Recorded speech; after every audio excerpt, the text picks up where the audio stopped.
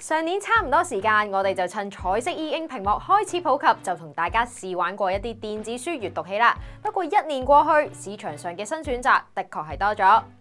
但係無論喺功能同價格上面都冇咩話好大突破。而 E-Ink 屏幕嘅最大缺點，畫面更新率唔夠嘅情況，其實都仲未有咩大嘅改善。唔通一班書友想睇書就要忍受呢一個喐一喐都窒格嘅 mon？不過如果有留意電子書閱讀器市場嘅話，可能都會留意到一種新材質屏幕開始嶄露頭角，標榜擁有同手機同級嘅流暢度，可以顯示到彩色內容。最重要係唔會好似手機 mon 咁喺陽光下面需要開大個光度先可以睇得清楚個內容。佢就係 RLCD， 亦即係反射式液晶顯示屏幕啦。採用呢一種 mon 嘅裝置暫時就唔係好多，但近排就有一個新進科技品牌 Harbor Inno 利用佢嚟推出一部全新嘅平板 Paper 7，仲成功喺 Kickstarter 完成眾籌，我哋亦都取得咗頭批嘅正式量產版本。今次就一於同大家實際體驗下搭載新型 RLCD 嘅 Paper 7，睇下佢可唔可以取代到而家市面上嘅 E-Ink 閱讀器，甚至係變成日常嘅辦公工具啦。喺開始之前，當然要多謝一直支持我哋嘅朋友。未來我哋會有更多 gadget 嘅評測同埋試玩影片，唔想錯過嘅話，不妨 subscribe 我哋嘅 YouTube channel， 再撳埋隔離個鐘仔啦。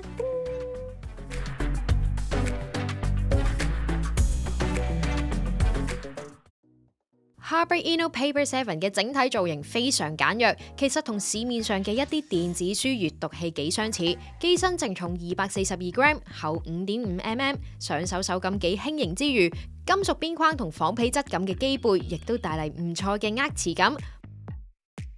磨砂質感嘅玻璃面板，唔容易沾上指紋嘅同時，亦都有相當舒適嘅觸控體驗。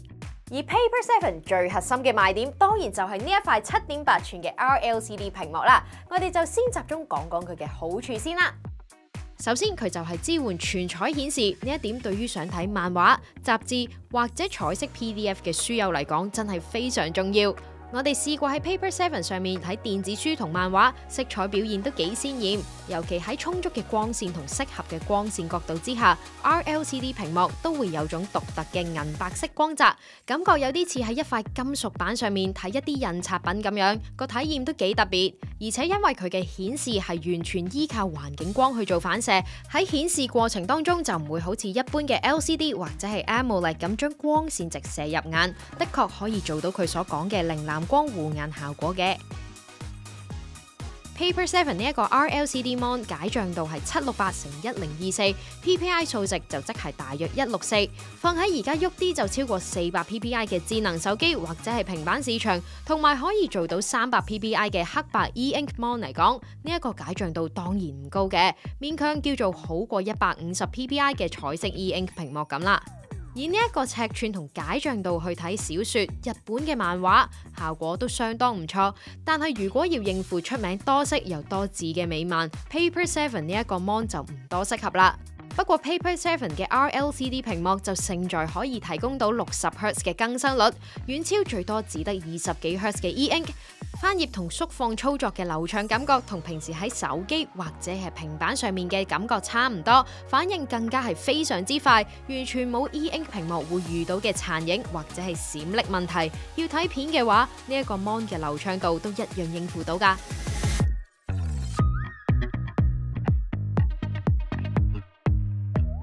簡單嚟講 ，Paper 7就係一部可以喺強烈嘅日光之下都可以睇得清清楚楚嘅平板。咁但係顯示上面嘅優點呢，就僅止於此，用上手之後都唔難發現佢嘅缺點嘅。最大嘅問題其實就係出咗喺佢標榜護眼嘅設計度啊。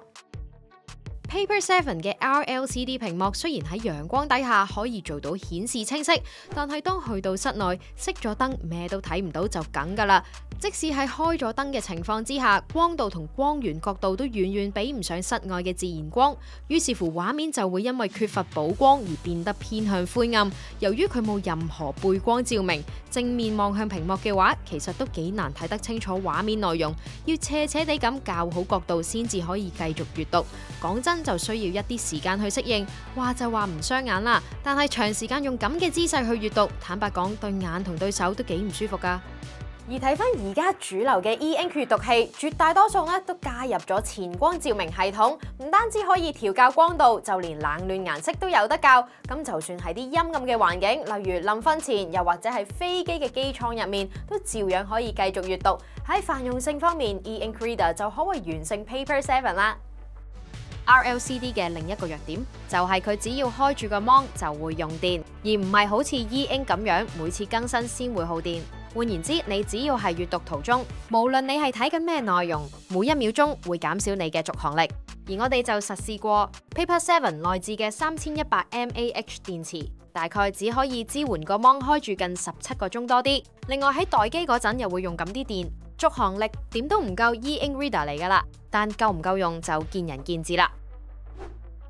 作為 Paper 7嘅完整配套，近記仲有一個書本式嘅保護套，同埋一支零扣嘅壓緊筆，兩樣都支援咗磁力吸附。裝上去之後，成套個感覺都幾骨子嘅，但係用落其實都有一啲需要改進嘅地方。例如保護套雖然支援磁吸安裝，對住屏幕嘅呢一邊亦都有磁石，令到封面可以貼實一啲。但係 Paper 7嘅屏幕本身就冇加入磁吸鎖機同解鎖，每次吸埋部機之前要記住熄咗個 mon 先，唔係就會白白浪費咗啲電㗎啦。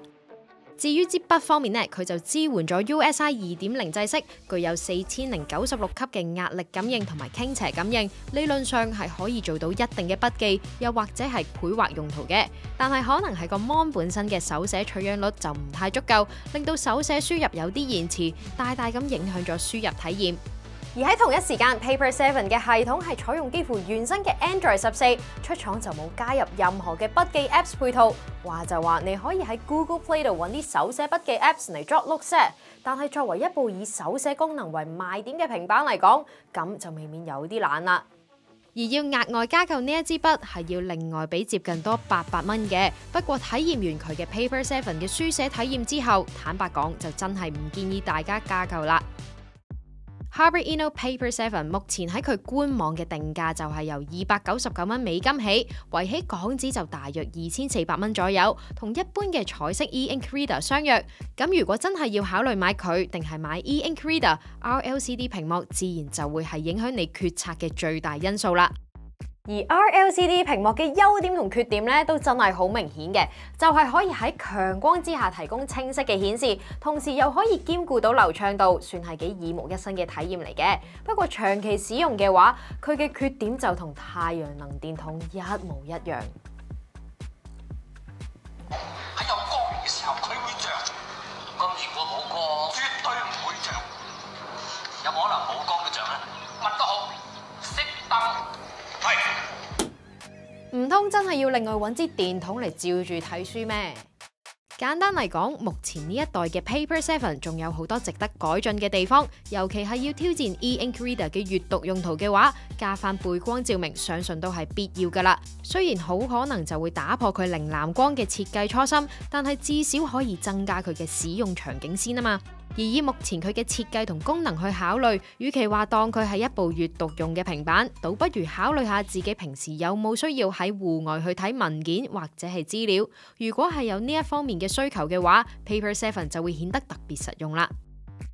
我自己就覺得 RLCD 屏幕真係令人又愛又恨，唔知大家又點睇呢一個 Harbor Eno 嘅 Paper 7呢？歡迎喺留言度講下你嘅意見。如果未來都仲想睇到我哋同你試玩唔同新奇嘅 gadget 嘅話，就記住 subscribe 我哋嘅 YouTube channel， 再撳埋隔離嘅鐘仔啦。我哋下條片再見啦，拜拜。